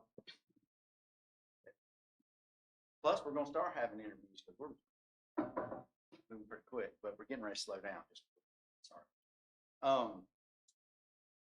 Just a few things on my manager's report for the month, and this will be going out. Heather will be pushing this out to the blast. Ocean Boulevard stormwater, we're still waiting on a meeting between McGill, the Corps, and the town. We're still waiting for that word right now. So the Block Q certificate of compliance has been issued. There are a couple of other things that we're working on right now, but it's good to go for the most part. There's a couple, like I said, a couple of things we're working out with them right now. Is it open for the festival? Plan is for it to be open for the festival, but there's a couple of things we got to work on right now. So, but it is a certificate of compliance. They have met standards. You said the festival, you mean the Days of Dots? That's correct. Yeah. Yeah. Sorry. Yeah. Sorry, I said that. Yeah, I was about, Yeah. next fall versus. Well, that's what it was week. supposed to be. That was when it was supposed to be open. Days of the Docks. I'm sorry, I made the wrong. Days of the dock. The Block Q master plan, y'all approved that contract. The Block Q stage area, the work started last week on the site. Dirt's been hauled in, the piles have been delivered, and we went by there yesterday. I'm not sure. That's basically where it is right now, right? You know, we were working on the exact location of the structure and the piles. The pile guy was scheduled to be here, I think, Thursday, around the pile. And we had 811 out to relocate because it took a little while to put location to paint side up. But they, they prepared the site, give them the start. They've also cleaned up. Yeah. Bathroom. Good. Let's see, Halsted Park work has started and is expected to be completed in less than 60 days now. Lockwood Folly Ben Widener project, the dredging, is to be completed in the coming days, but we're not sure exactly when, that is, but it was in the next few days because they're almost down to where they need to be. Christian and I went out there yesterday and just checked to see the progress. But it has been going well. The canal dredging, plans are being made to dredge the canals next winter. Staff currently is actively working with the Corps on the cost of dredge spoils disposal. We have a few questions on that we're trying to work out the disposal cost and where it may go. The pier property. The Board of Commissioners gave a direction to check on the status of HDR contract and the need to survey pier piles. So this is where we are right now. There are two options, and we have checked on those. We talked with Sydney, and then we also talked with HDR. One, the contract with HDR is completed, but a new contract can be signed because of the original RFQ. It included solicitation of the repair originally. If we did a new contract and included the repair option, HDR would hire the subcontractor to complete the engineering survey, because that would be part of that scope of work of what they would need to do. The one issue with that is that the administrative fees be basically 5 or 10% would be overhead of what the subcontractor would cost just to do that portion of it, if y'all wanted to include the repair option in the new contract. The second option would be that the town would be to complete our own RFQ for engineering services, underwater engineering services of piles. And this could help reduce the administrative overhead. And then once this is completed, you could decide how you would like to move forward. Once you find out what the piles look like. So, and my recommendation would be to go with the second one. That way we know we can get it out quicker, and to go ahead and work with that one. But that's the two options you have, and you asked us to check on those of where we were. We can go with a contract, an updated contract with HDR, with including the repair option. Is the only difference there the subcontract, the 5 to 10% oversight? Yeah, well, it's according to what the contract scope that you're doing with HDR. If you're going to do the whole thing, or if we're just going to go with just the scope of the underwater engineering survey to find out what those piles look like, then we could go. You would know a lot more at that. Can I ask a question? Sure. So us getting the engineer directly does not preclude HDR from giving us a repair option. It's just we're taking that step ahead of time to figure out if that's even possible. That's correct. And so if it comes back that it can't be repaired, then we wouldn't even entertain a repair option because we would have the report ourselves. And we would save 5 to 10% by doing it that way. Yeah, and like I say, that the savings is one thing, but then it's also how big is the scope of the contract. Right. That. I mean, I think in our last meeting, the question was, how are the piles? And before, I mean, we may not, and that may answer the question right there. And I know as far as people that I talk to, that I've been talking to, but property owners is that that's what everybody wants to know. And I would say HDR is open to that, renewing and updating the contract. So not updating it, but doing the contract. Okay. Because to me, my understanding was the piles are part, I mean, we need to decide if it's repairable. Piles are part of it, but as HDR said, the design, the structure, I mean, there's a whole bunch, the hardware, there's a lot more than just the pile. So to me, the piles would be a go, no-go. If the piles are bad, it's no-go. Right. But if the piles are good, I'm still not convinced we don't have a lot more costs involved to do all the hardware repairs and build the code, you know, with the spacing of the stringers and everything. So When, and I don't think that precludes us from going to the other option, right? I mean, in other words, if the piles say, oh, they are good, or, you know, we've got the report from 22 that says you had 9 piles that were bad. If that report comes back and that's the same thing, there's not been any other degradation, and we say, hey, that's okay to do that, then we could go to HDR and then do the that's my contract. thought. If piles are good, we're still not done. We still want to say, Right. what's the total cost of repairs? You know, That's- piles mean it's, you know, it's a factor I of it, but wouldn't- it's. If that's all the information we want, I wouldn't be tied to that, another company right now. I think we can do it on our own. I think what might be lost too is that if you get the file studies, you own the file study. Right. And then whatever firm you go with, you can provide the file study to evaluate the rest of the thing. I Right. think that's, when you go with HDR, it's their study. You own it, but it's their study. You get their opinion, you get all that goes with it. But if we get our study, if we get the study done ourselves, then we own it, and then whatever engineer company we go to. So we get away from this, is the study been done, what study's been done, where the study's been at, who's done the study, because that's where we've been so far with the underwater stuff. So if we do it, we know what we got, we can direct what we want to make the determination whether the piles are good or not, and then we can go forward. As Tom said, we can then look at the rest of it, because if the piles are bad, it's a no-go. You hear what I just said? Yeah. It's a no-go. If the piles are bad. And just to recap, I think we had the conversation the other day, but the reason we can't use the 2022 that we had is because it's been 4 years. Well, you possibly could use that one, but you would have to get approval from from those folks that did the study to see if they still want to stand behind it. I got you. And I'm not sure we want to. I think I was still in my 50s when we started this. I mean, I'm not sure they would want to stand, but I'm not sure they would want to stand behind a study that's that old. I'm not sure many engineers would. Okay. So Either way, we need an updated look at the pilings. Yeah.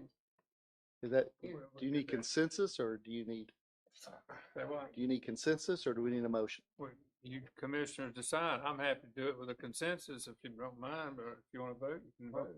What are we Well, I need voting on? option 1 or 2. Okay, do we have a motion on the floor?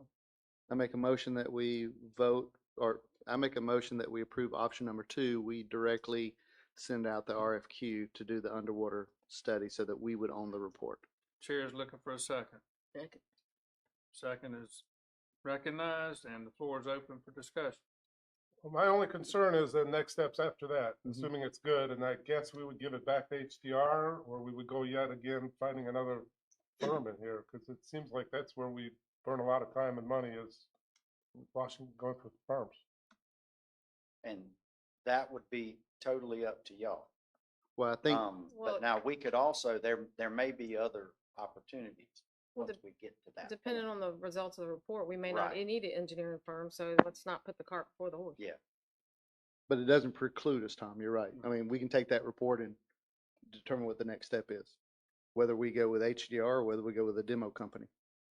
But that is the preference. I mean, like I say, you know, talking with Tim, I mean, that's one thing that we had said. That gives us the direct ownership, and then that way we can know, and plus, we know exactly where Yeah. things stand. Well, and from my perspective, you know, the question that I get asked all the time, why are we going to spend money on a new pier when we can just fix the one we have?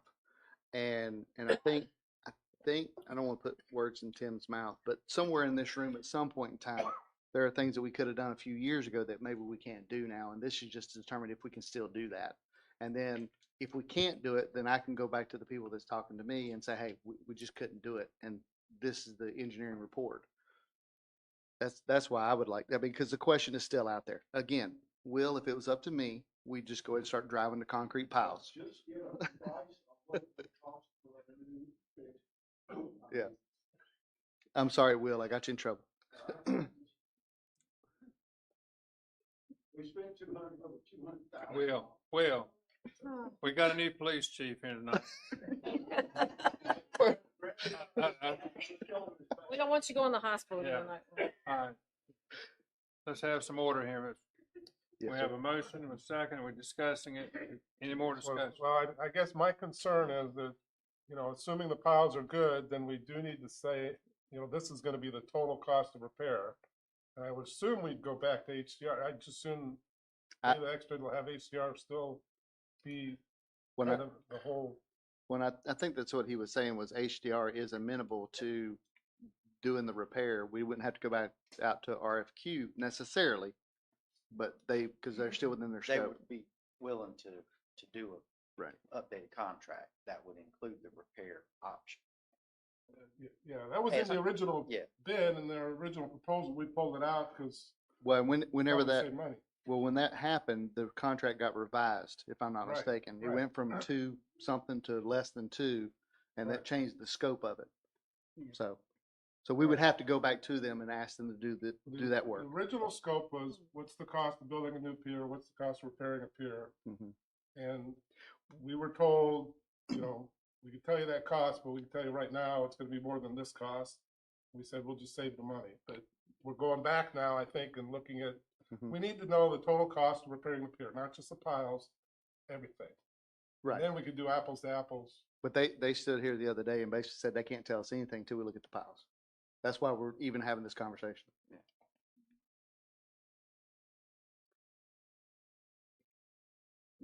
That's the review. I mean, But will they, if we pick the pile underwater survey, will they say that's okay, or will they say, no, we don't, for whatever reason, no, we need to do our? That's up to us. I have not, I did not ask them that. Didn't we have a whole bunch of people that applied to do that work other than HDR? Yeah. If they don't want to accept our study, yeah.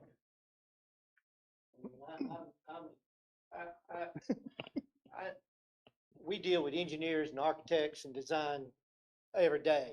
And, you know, I think that, and like I said, well, it's been a long process, but I think that we got to make a determination. You've got constituents asking you, can it be built back as it is? This would answer that question. You want to know if it can be built back at all. This answers that question. You got to get by this stage before you go to the next stage. And trying to work an engineer outside of that into what you may or may not have is not even part, I don't think should be part of any decision today, that tomorrow if you want to give it to HDR and they can compare it to what they've already done and say it's not conclusive, you know what I mean? Then we can either decide to carry it further, or we can decide to see if another firm will look at it and see what they think. But I don't think we're locked into HDR. And the other thing I want to say, and I probably shouldn't say it, but I'm going to say it, is we got to be real careful with these category-based estimates that we're getting and then putting out to the public. You never get an actual cost of any kind of construction until you've got everything done, a set of plans and a permit for real, but typically up to the permit stage. And then you can get an actual cost. But when you're conjecturing about what may or may not have and what you may or may not do in a category base without any plans or anything else, which is what we're getting, then you got to understand it's an over-under. And whenever they give you a number that's up here, it could also be down there. And I think they explained that maybe once, but I think I've explained it several times.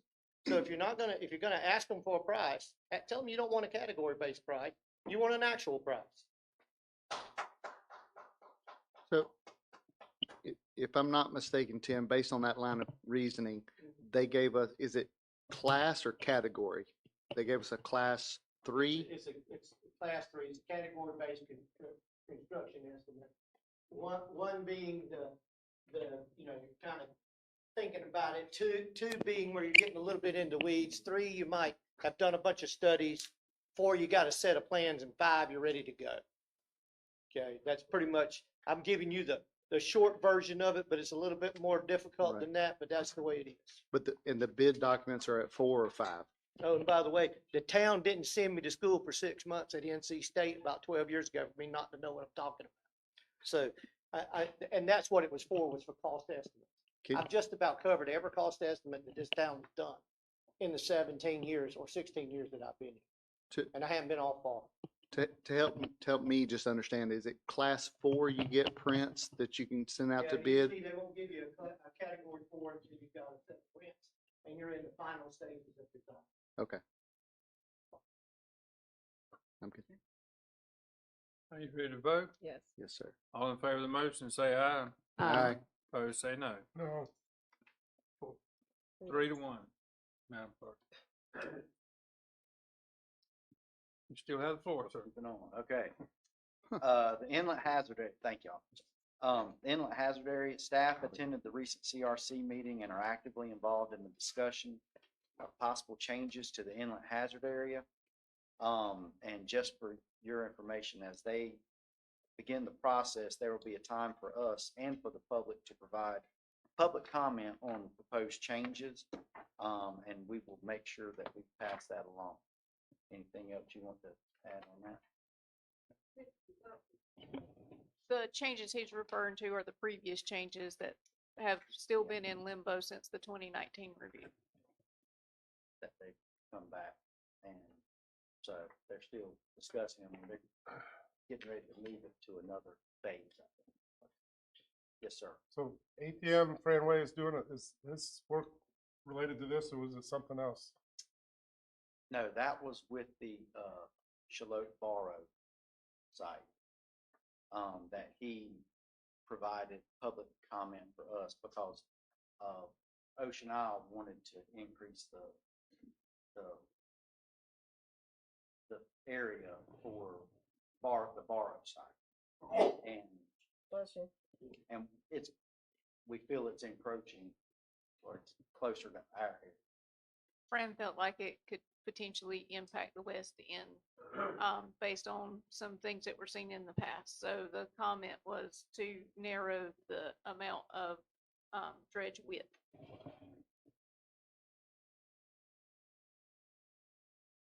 Okay.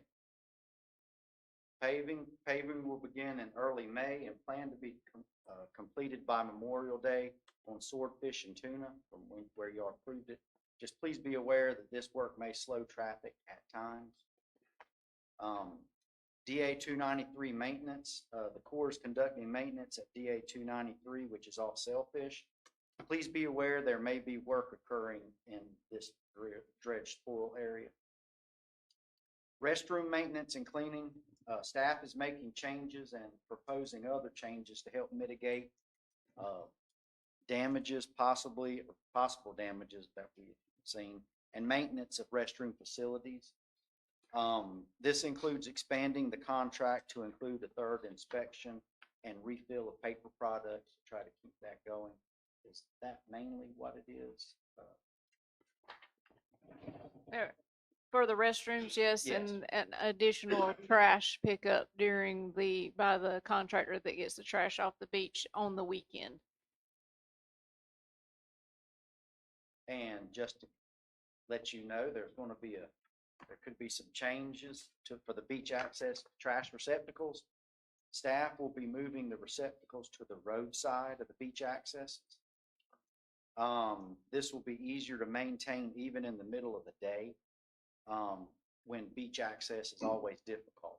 They'll be able to monitor those more closely. That hasn't worked in the past, because I live by a beach access, have a pile of trash at the beach. They're not gonna walk to the street, throw away their beer can. They're gonna leave it at the beach. I see it every time we've gone down this path. Okay. Well, we've been trying to come up with just other options because, everyone, talked about the trash. And we do know that there's also people leaving their chairs and, he's got, I mean, the whole thing was just packed the other day, whatever the picture was that he showed me. And we've tried to come up, I mean, that's one of the things, of trying to help mitigate it as much as possible.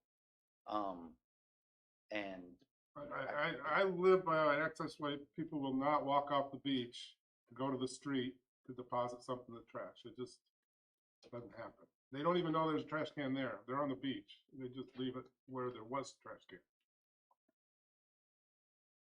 can. Yeah, I mean, you're not gonna walk all the way to the street to do a doggy bag. Yep. Yeah, it's gonna be a mess on the beach. It will be a mess on the beach, I guarantee it. Well, I'm not a trashologist. I mean, I've done a lot of special events in different sized towns. I think the standard rule is like 50 feet. If someone's got to walk more than 50 feet and they're at a public get together, they're just going to drop it wherever it is. It's unfortunate, and that's not because they came to the beach. That's in the middle of Kentucky. Here's what I see. You see a problem and you're trying to fix it. And as far as I'm concerned, I'm not going to tell you where to put trash cans. You put them wherever you want them. And then if it don't work, you'll be moving them. So, I mean, I think you're trying to fix a problem. So I'm kudos. Let's do something. So I'm good with whatever y'all decide. Yes, sir. Our only thought process to put them by the road is that we're 6 people, we're up and down the boulevard all the time. We're gonna be more eyes on the cans itself to try to alleviate that overflow picture. Somebody seeing the can overflowing. So if one of us does ride by there and we say, hey, this can is full, we can do it versus us having to be on the beach with all this people. I mean, it's not really, it's a safety risk for us to be on the island so much. I mean, I understand what you're saying, Tom, and that brings concern to me because I believe you're right. That is going to happen a lot of times, but that's what people's got to be not so lazy and just walk the extra 100 feet. And I know that's going to be hard, Or take it with but it's easier for you. I know, I I've understand. seen it, and oh yeah, I mean, I'm you're not not going to gonna pick it do up. You're not even gonna have that much to pick up because there's not that much gonna make the road for you to pick up. So it'll make Yeah. your job real easy. Yeah, But there'll be a I pile. see where you're coming And from. we need to learn from past. We've done this before and it's never worked. I know there are some places that have decided to take trash cans off the beach and the whole thing. We could do that too if you want. I mean, it's gonna be a dump. But so, I mean, that's the thing. We've been trying to come up with some solutions because it is, and look, I'm new here, so I just know how we had it in other places, and I can't say that. So you look like you get that. I was just gonna add 2 comments. It's not an original idea. I know Chris Clemens wanted to do it for a while and it just didn't take traction. So it did go back further than just new people. But the other comment is just for clarity and for the public's sake, the additional bathroom check-in and additional trash run is not planning to start until our season actually kicks off with the contractor for Memorial Day through the season. So you will not see that any this coming weekend, or please don't report that nobody's there during the middle of the day, and that didn't happen because it's not scheduled to happen until Memorial Day week.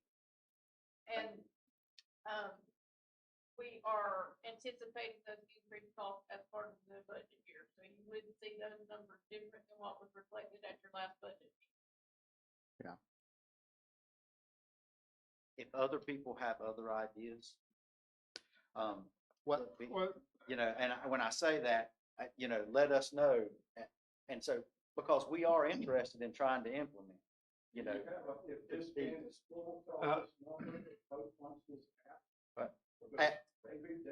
Will. I love you, Will, but don't make me be mean up here. Well, the problem that you run into is you're gonna add a 3rd pickup. That costs the town more money. So as soon as you do that, then you have to add a 4th one. Have we looked at, I think it was Carolina Beach, the beach that took the trash cans? Have we looked to see what their, because I think it's been almost 2 years since they've done that. I mean, I just think in my head that wouldn't work, but I've already confirmed I'm not a trashologist, so, Well, they just said that. no, I'm just saying that may, The money that you're may, gonna- The money you're gonna save in it may the work. pickups, the idea would be that if there's not a trash can, people take the trash with Can I- them, but. can I step finish back the- to- Can I finish I'm talking? sorry. We need to do business. Okay. We've got too much. I just asked to, Let's stick to the facts and try to get the meat on the bones here. Tom? Well, if you want additional alternatives, to me, the big weekends, Memorial Day, all the other ones, there's a lot more trash. So just put 6 cans out there instead of 1, because 1 is just gonna be piled with trash all around it. So that's an option. You know, if you can't do the extra drives, put more cans out there, so when you do the drive, you know, at least stuff's in cans. It's not blowing around. It's not on the sand. It's not. And more people see things in the sand, the more inclined they are to throw their trash there too. The only thing I would like to say is kind of step back and this is what the town is dealing with. After our last meeting, I talked to a couple of people in different things, and the people on the beach and driving a vehicle down the beach and accessing those cans, and sometimes they back all the way up. So I think the reality is it's tough because I think we have an ordinance that says you don't sit within 10 feet of the dunes or something like that, if I'm not mistaken. And then I think there's also, you don't sit in front of a emergency exit, and we have people do both of those things. So if those 2 things were followed, then you could get up and down the beach easily because there's nobody be in your way. And so I think that's when you back up and we're trying to figure out how to navigate around that. I think that's the issue we're dealing with. So it's not just a simple, so it's anybody looking like, put some more cans out, you know? And that may work on the big weekends, but I think overall that it's a bigger, it's not a simple issue, I don't think. But thank you for working on it. And I'll try to summarize. Yes, sir. And commissioners, staff, correct me if I'm wrong. Did you bless what they're proposing to do, commissioners? I did. I mean, Moving the cans to the street, no, absolutely not. well, let's give them some Well, they're- direction, because I think that's what they're asking. They're proposing to put cans by the street rather than out on the beach. So if you're gonna chastise them in the beginning, let's go ahead and do it. If you want them to go ahead and try it, that's fine. But let's give them a sense of something from the board, I think, because that's what they're asking. I think your effort to solve a terrible problem is good, and I think you should be allowed to explore your options. We've got one no, and where are you? I agree. I think you should at least try it and see what happens. If All not, we right, can always so- change back. Consensus of the board is try. Okay. All right, It's next not a item. consensus. The what? I'm not in favor of that, so it's not a consensus. Let the man do I his mean, job. I'm Let- fine There with are, you going ahead. for and- point of clarification, the majority of the board gives you Let the man do his job. encouragement to do what you're proposing to do. Is that good enough? And- That's fine, I just, And we can talk more about some and other I can options. send you pictures, right? Let him do his job. I'll send you pictures. That's what he's Because they're gonna hired go on for. Facebook. You might as well see them directly. Let's, Oh, thank y'all. Okay. Tax laws. Staff continues to monitor proposed changes to property tax laws at the state level. And they're getting ready to start their short session now. So that is going to be continue to be a discussion. So. I saw that there's something, I'm sorry. Can I speak? yes, ma'am. I saw where the North Carolina League sent out some stuff about that and was encouraging everybody to submit letters. Are we gonna submit a letter from our town stating our feeling about it? We can, if y'all would so choose us to. I know they to gave do some that. wordage and things that we should consider in doing that. I think that would be a good idea. Can the staff put something together for us to review? Yes, we can. Is that okay with, Yes, sir. can I, excuse me, can I get a consensus to that? My cough drop. Yeah. That was a pretty good catch. Yeah. Yes. All right, Okay. Thank you. all right. All righty. Commissioner vacancy on there. Okay. Just a couple of announcement or employee updates. Chris Benton, and Archie received their pesticide. Do- I mean, I gotta say, should I put them on the prayer list now? I mean.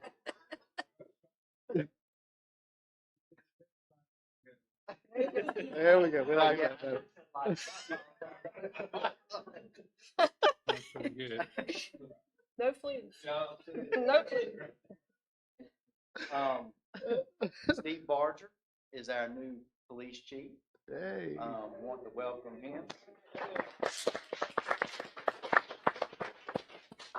It won't be too long. I think Heather, when she put the blast out, it's gonna be like a meet and greet with him, so we get out to everybody to come in, which I'm sure you can stop anytime you want to, if you have questions or anything like that. You mean like Welcome him. a scheduled meet and greet, Yes, not just on the side of the road when he pulls you over. that's it. Hey, he got out day before yesterday, was Sunday night? Or was it Saturday? Sunday night. He was out here working on the road with the night shift. He got up and was here at 3 a.m., going with the night crew. Just to get out to work with them and to just see the lay of the land and work days and nights. So he's been out there getting involved. We're just excited to have him on board. So, and then, anything you want to say? I'm just happy to be here. I really look forward to working with the town, working with the commissioners and Brian. And I'm a small town guy. I believe in building relationships, and that's what Holden Beach is all about. So I'm glad to be part of the team. And finally, this is exciting to me. Christy Ferguson has, not that the other is not, so let me be fair.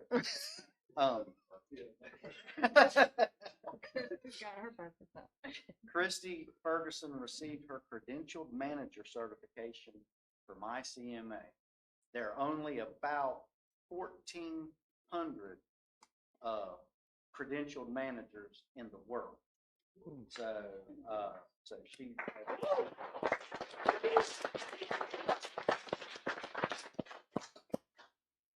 We're excited on. And I think that's it. Told you it was going to be a little bit longer on. All right. Thank you, sir. Mayor's comments. Try to make this short, brief. Summer's almost here, and I'm glad of that, and I'm sure the rest of you are too. Couple of reminders about the waterway first. Boating season is here, and living on the waterway near the bridge over here, I've had the opportunity to observe jet skis already going through the bridge wide open. Boats not slowing down for the marina or this area over here. Big boats, big wakes, and that's a continuation of a problem that we've been addressing for years. Somebody's going to get hurt or killed over here, and maybe they will put the signs up and enforce what Congressman McIntyre put through Washington, D.C. whenever he was a congressman years ago. People ask me all the time, isn't there a regulation about it? Well, yes, there is. It's on the books. Congressman McIntyre made that happen. The Corps of Engineers, however, did not bless it. They won't enforce it and allow it to be enforced. So that will be a continuation of one part of a bureaucracy disagreeing with another part of the bureaucracy. But lo and behold, it is a problem, and if you have an opportunity to explain that, or you want somebody to have it explained to them, I'll be doing the best I can to do that. The bottom line is, please do all you can to discourage these boats and jet skis from going through this congested area at hazardous speeds. So, and especially around the bridge, people trying to load their boats, dock their boats, and so forth. Enough said about that. The dog on the beach dates, again, help me here. I believe May 15th, but I'll need to double check the start date. May. Year-round, the dogs have to be on a leash. I got people already calling me saying, there's a dog running down by my house. And the ordinance says it is year-round, the dog has to be under your control, and that's perceived to be on a leash. May the 20th. After May the 20th, we go into summer season, and the dog have hours of 9 to 5 p.m. to 9 a.m. They're not allowed on there at all. Or they 5. can be on there, sorry. Say again? It's 5 p.m. to 9 a.m. is okay. Before 9, after 5. Okay, you're saying the backwards. Yeah, I did it backwards. Trick. Sorry. Trick.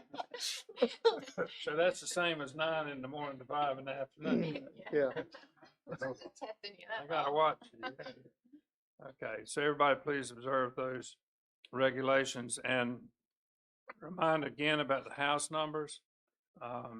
We think that's particularly important for the emergency people. And speaking of emergency people, the emergency people thank and bless them all for whatever service they provide us, whether it's ambulance services, police, sheriff, and all firemen, and all the people that protect us, provide us care. The new training center at the college, Brunswick Community College, June 11 at 1 o'clock will be the official ribbon cutting. That's June 11 at 1 o'clock. Everyone is invited. Put that on your calendar. And those of you associated with emergency services of any kind, be sure that the word gets out. It will be publicized as we get closer to that date. June 11, 1 p.m., Brunswick Community College. First building on the right as you enter from Highway 17 bypass. Across the street from the college, we have not started yet, but that will be where the fire tower is, and an area that's asphalt for truck driving training and so forth. That will be forthcoming as well. That's critically important. It's going to be the nicest facility of its kind in this area, and it will serve all of the emergency services people. So days at the dock's already been mentioned. It's going to be a big weekend, unless I've missed the weatherman. I think it's supposed to be nice. Is that everybody's understanding? Everybody's going to be welcome. And I'm hearing that we're looking forward to a good summer season in rentals. It's kind of up and down, but overall, I'm being told it's going to be a good year. So with that, an appreciation to the staff. Doctor, you have the floor. Thank you. One thing that's been brought up to me numerous times in the last couple of weeks, do we know when the first Saturday trash pickup is taking place with the town? Okay. I've been asked that multiple times. So, Well, it's going to be you the can let Saturday before Memorial Day. Is that what we start Saturday at? before, okay. So Saturday before Memorial Day, the second pickup, okay. I want to remind everyone about the burn ban. We've had some very windy conditions on the island, especially on the canals, the beach front. I believe an open flame would include a barbecue grill, a fire pit.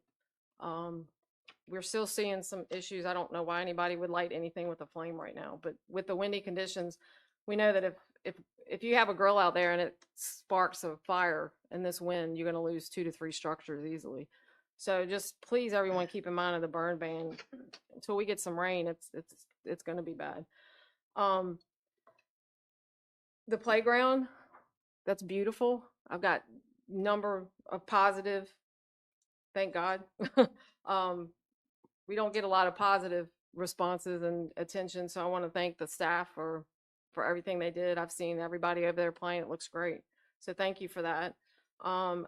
It's great to see the stage starting to go up over there at Block Q, to see some activity over there. I think the Sunday concerts are going to look great over there. So I'm excited about that. And don't forget the Days of the Docks. Our Merchants Association gives back a lot to the community. So come out, enjoy your neighbors, enjoy the fun, and support small businesses. A lot of these people, it's their family-owned businesses, and they have some great things, artwork, candles, soaps, everything. So let's everybody get together and support small business in our community. Thank you. Ms. Pate? I'd like to thank everybody for coming out tonight, and those of you that are online, y'all pretty much have said everything I was going to say, but I do encourage you to come to the Days at the Dot, because we do need to support that effort and what they do, and the funds that they do make from that to go to a good cause in our community, as was expressed earlier. The Brunswick Family Assistance always needs our assistance for sure to serve the folks in our community. Unfortunately, we have lots that are more less fortunate than we are, and I wanted to say something about the vacancy thing though, because that kind of bothered me. One, I'd like to say, I'm not relishing the idea of having to make an appointment to the board, but that's what general statute says we're supposed to do. So, I just wanted to say that, because I really think it's up to the folks. I wish Ms. Thomas hadn't resigned and we were put in this position where we have to appoint somebody, but based on when that vacancy became available, then that's our obligation as a town commissioners to make that decision. So I just wanted to say that. Mr. Smith? I like to use this time to be thankful. First off, every time I cross the bridge, thank God that this is where I live. When we crossed the bridge just the other day, the sun was setting perfectly.